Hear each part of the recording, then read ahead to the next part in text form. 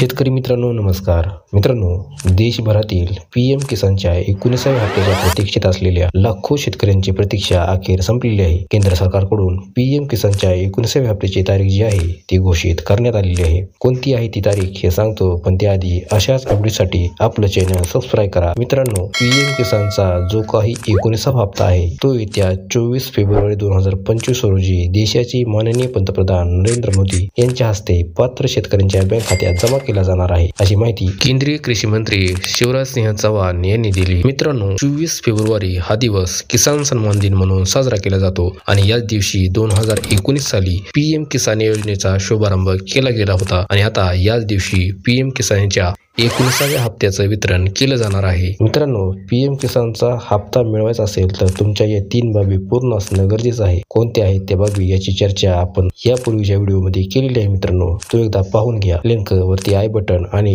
या व्हिडिओच्या शेवटी दिलेली आहे. मित्रांनो, अशा प्रकारे महत्त्वाची अपडेट होती. मी आशा करतो व्हिडिओत सांगितलेली माहिती तुम्हाला व्यवस्थित समजली असेल. पुन्हा भेटू अशीच एक अपडेट घेऊन. तोपर्यंत जय हिंद, जय महाराष्ट्र,